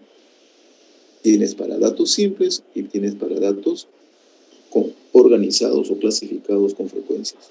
¿Ya? ¿De acuerdo? Aunque en el mundo financiero, a ver, pregunta nada más, ¿sí? En el mundo financiero, cuando tú inviertes un capital con una tasa de interés, las utilidades, las ganancias que tú obtienes ocurren de manera aritmética, o sea, lineal o no lineal. Respondan, jóvenes. Respondan. No lineal, profesor. No lineal, no lineal. ¿Correcto? Perfecto. Entonces, eso significa entonces que para el caso financiero debo ser cauto y pensar en el promedio geométrico. ¿De acuerdo? Esos son los tips importantes, ¿ya? Aquí he insertado ilustraciones que ustedes van a complementar, ¿ya? Acá. No quiere irse. Ya, listo. Correcto. Ventajas. Recuerda, es única, no hay varios promedios geométricos. Su sensibilidad también está robustecida a comparación de la media aritmética. Miren la formulita nada más, miren la formulita. Están multiplicando. Uno diría, ¿y eso no hace sino agrandar? Claro, lo agranda. Oye, pero ¿y qué hace el radical ahí? Lo achica, ¿no? Lo comprime. O sea, fíjense, ¿no? Aumenta por un lado y lo contrae por otro lado. ¿De acuerdo? De hecho, que así como tiene ventaja, también tiene su debilidad, ¿no? Piensen nada más valores de una variable que se acerquen a cero. Que no necesariamente sea cero, ¿eh? Cero es el caso extremo. ¿De acuerdo? Obviamente que lo distorsiona. Otro detalle es también que su limitación es posible que no sea viable para casos en que la variable tome valores negativos. ¿Qué haces en esos casos? No te olvides, transforma la escala. Haz un cambio de origen para poder trabajar. Aunque algunos autores dicen, bueno, sí, matemáticamente se puede hacer eso, pero el problema es la interpretación. Bueno, pues tratemos entonces de mediar el asunto. Correcto. Entonces, muy bien, por acá. Aquí hay varios ejemplitos, ¿ya? Que he considerado para que ustedes vean la repercusión que tiene el empleo de un promedio geométrico. ¿De acuerdo? Por ejemplo, ya que estamos hablando de poblaciones, se pide, por ejemplo, acá, calcular un promedio entre dos valores. ¿De acuerdo? Por ejemplo, dice, en el 90, una ciudad tuvo una población de 1.600.000. habitantes. Y en el año 2000, su población fue de 2.500.000. Entonces, claro, si uno no está muy atento a esto, un promedio poblacional entre esos dos periodos podría ser demandado por la media aritmética y sale 2.050.000 habitantes. Pero si tomamos en cuenta que las poblaciones demográficas, o sea, aumentan de manera multiplicativa, entonces un promedio geométrico nos daría, obviamente, un valor mucho más acertado. Fíjense cuánto es 2 millones. Y tu pronóstico habría sido, ¿qué cosa? Con 50.000 habitantes más, que hace una gran diferencia, o sea, un sesgo bastante notable. ¿De acuerdo? Correcto. Entonces, conclusión, hay que utilizar el promedio adecuado. ¿De acuerdo?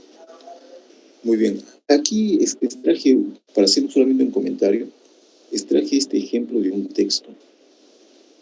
Y el autor así dijo lo siguiente.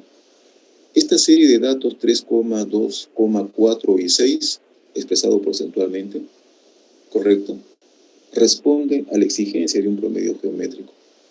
Entonces, tratando de que se pueda justificar, el autor no decía nada. Y por lo tanto, hay que cuidarnos de algunas ilustraciones en los textos, ¿ya? Algunos autores lo único que hacen es ilustrar la parte mecánica, o sea, cómo se calcula. Recuerda que es necesario eso, pero verás que no es el fin y el propósito. La idea es obtener información, obviamente crucial, pues, importante. ¿De acuerdo? Lo rescatable de esta serie, que parece ser una serie que nos pone contra la pared, porque si vemos su comportamiento, el comportamiento no es muy claro. Alguien podría decir, parece aritmético. ¿Correcto? Alguien podría decir eso. ¿De acuerdo? Quizá como elemento de juicio diga, no, son porcentajes. Oye, ¿tú crees que todo lo que es porcentaje debe ser geométrico? Está bien que en el mundo financiero se hable de temas de tasas de interés, ¿no? Que se asocia muchas veces a los porcentajes, pero no siempre, pues. ¿De acuerdo? ¿Correcto? Podría ser que tú tengas una serie de datos expresados porcentualmente, pero cuyo comportamiento sea aritmético. La medida geométrica no tendría nada que hacer ahí. ¿De acuerdo? ¿Qué hacemos acá entonces para poder justificar, ¿no? O sea, darle algún sentido? No se olviden, jovencitos, siempre hay que dar la razón. ¿Por qué? Mañana más tarde alguien te va a preguntar, está bien, ingeniero, pero ¿me puede explicar por qué hace eso? Entonces, tratemos de alcanzar los elementos de juicio, de dar las razones. Más allá del tema porcentual, ¿correcto? La serie de datos con los cuales nosotros lidiamos no tienen por qué estar necesariamente ordenados. Los cambios son los que nos van a decir, ¿no? Miren, 3, 2, 4, son cambios. ¿De acuerdo? Los efectos que pueda haber entre un cambio y el otro, tú tienes que darte cuenta y decir, estos cambios son atribuibles a un efecto aditivo o multiplicativo.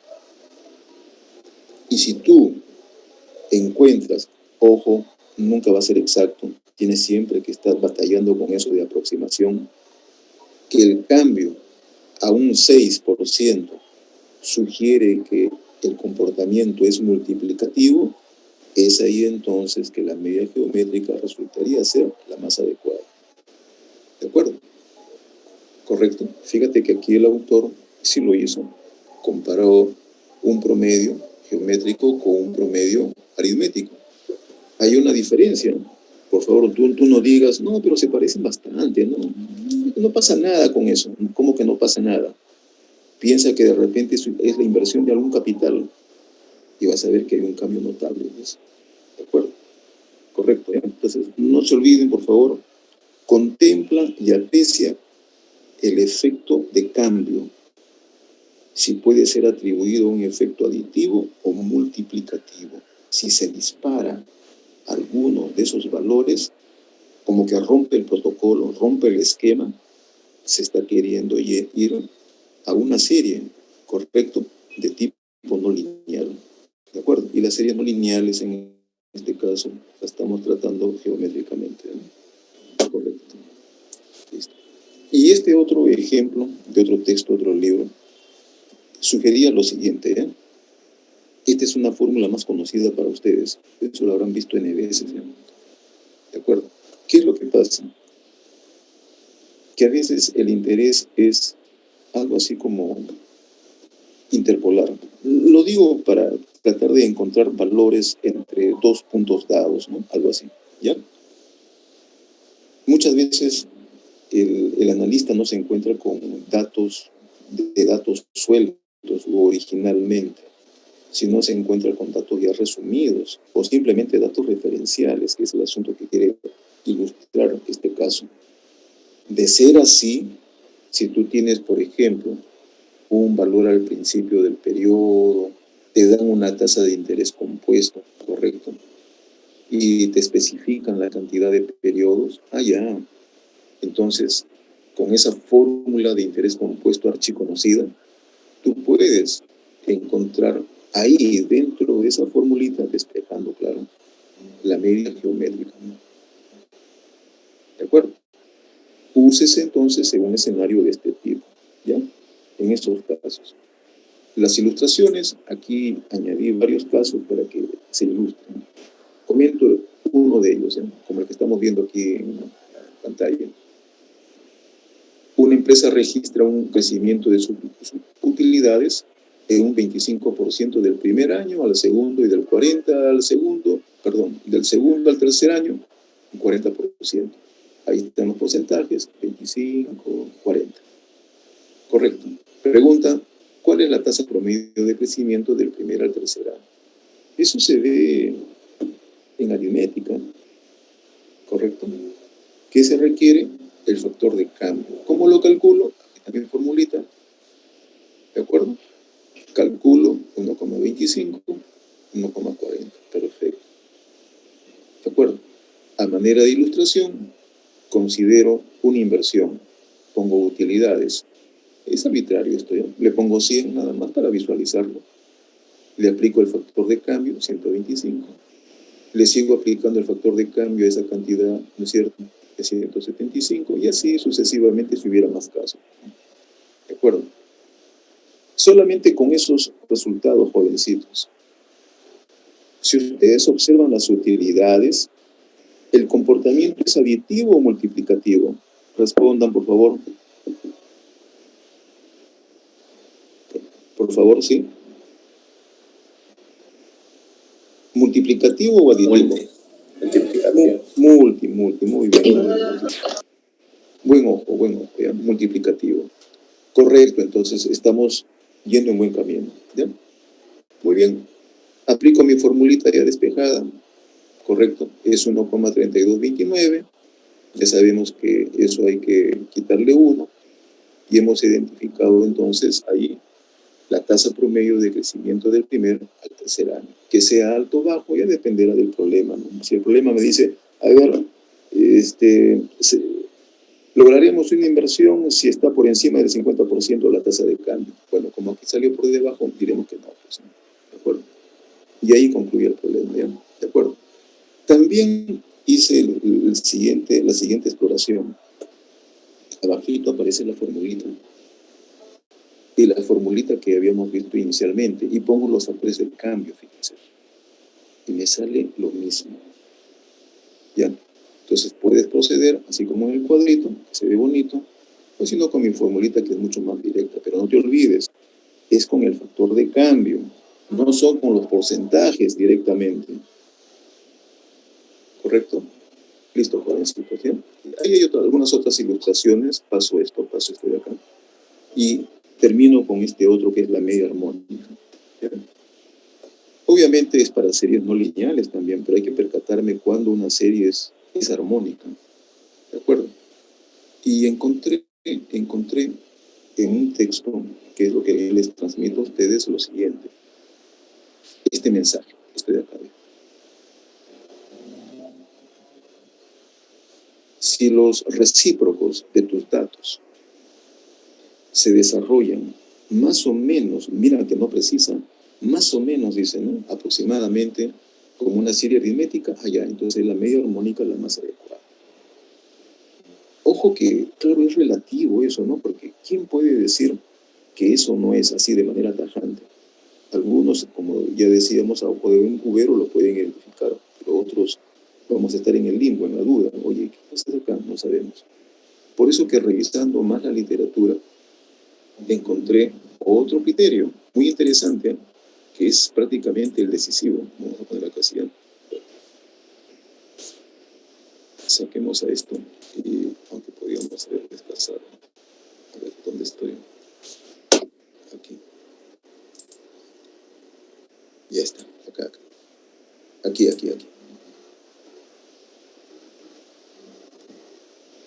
¿Qué es lo que pasa, jóvenes? Que cuando te piden calcular la media armónica de una variable, en ese escenario de tu problema, te vas a dar cuenta que esa variable no está sola, que hay otras variables que están ahí también, que están haciendo fiesta, como se dice. ¿Correcto? O sea, van a aparecer otras variables, sí o sí, sí o sí. No digo en número, van a estar tratando de complementar, ¿correcto? El círculo con tu variable principal. Y lo que nos vamos a dar cuenta es que entre ellas, no digo todas, mínimo dos, va a haber una relación inversa, de manera implícita. ¿De acuerdo? Uno de esos ejemplos muy populares, que tú lo entiendes así de manera directa, es la relación entre la que hay la velocidad, el espacio y el tiempo. ¿Se dan cuenta? Eso tú lo has manejado ya un número incontable de veces. Correcto. Pregunta para todos. En esas tres variables, si me pidieran encontrar la velocidad media, ojo, desde el punto de vista estadístico, no estoy diciendo con criterio de física, ¿ya? Algo así como que me desplazo y llego al mismo lugar. Eso, si tú lo interpretas desde el punto de vista física, ya tiene otra interpretación. En estadística, hay que verlo, ¿ya? Si tú evalúas el promedio de velocidad recorriendo espacios de tiempo en diferente nivel, correcto, eso implica entonces que ahí hay relaciones inversas. Pregunta para todos. ¿Qué variables tienen una relación inversa? Respondan, jovencitos.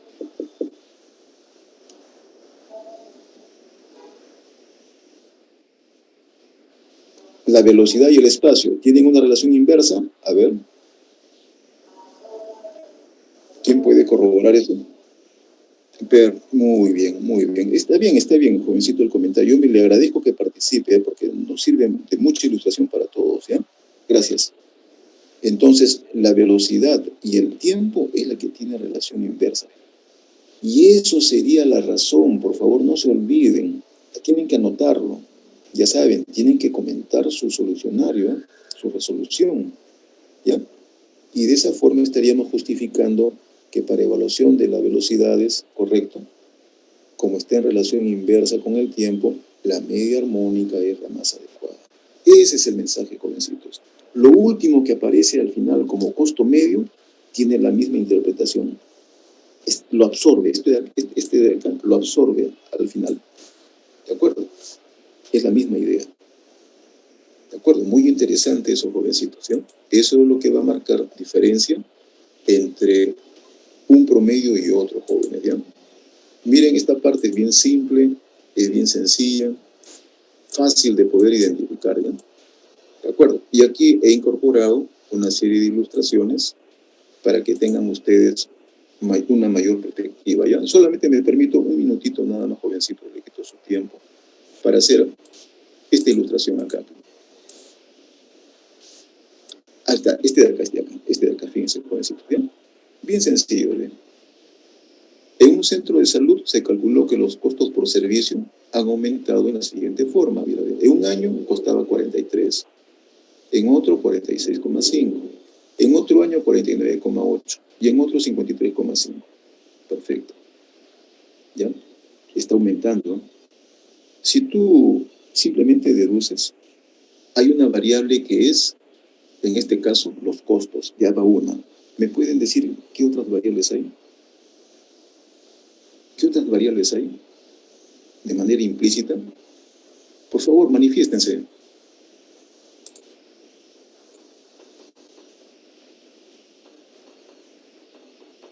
tiempo o no hay tiempo? Díganme, por favor. Sí, el periodo. Claro, pues hay tiempo, jovencitos. ¿Qué más? ¿Qué más? Se parece mucho a la fórmula de velocidad, ¿eh? Ya tienen el tiempo, ya tienen el costo está haciendo el papel de velocidad. ¿Qué otro? ¿Quién hace el papel de espacio? ¿Quién hace el papel de espacio? ¿Quién? Los pacientes. Entonces, esto es como para decir, si cada año sube, ¿qué? ¿El centro de salud va a atender más pacientes o menos pacientes? ¿Qué va a atender? ¿Va a poder atender más o menos? Menos, pues. Eso significa que el costo aumenta, ¿no es cierto?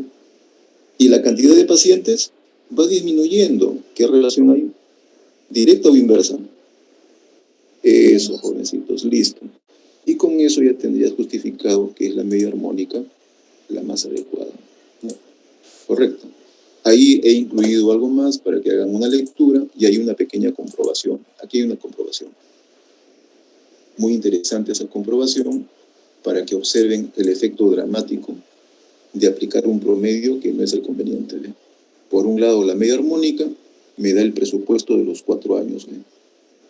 Y por otro lado, la media aritmética me da el presupuesto de los 4 años. Oye, esa diferencia de 277,000 soles, ¿de dónde salió? A menos que sean magos. Correcto. ¿Se dan cuenta? Muy bien, jovencitos. ¿Ya? Gracias, jovencitos. Les agradezco su paciencia. Por lo tanto, entonces, la práctica de la siguiente semana sería hasta acá, ¿ya? ¿De acuerdo? Revisen este material, jovencitos. Hay varias ilustraciones ahí que les van a ampliar el panorama. Y no se olviden también de hacer las lecturas con otros textos que hemos recomendado, pues, ¿ya? ¿De acuerdo? Para que tengan una mayor visión. Listo, jóvenes. Gracias por su atención. Y eso sería la notificación por el día de hoy, ¿ya? Gracias. Correcto. Gracias. Ya. Sí, dígame.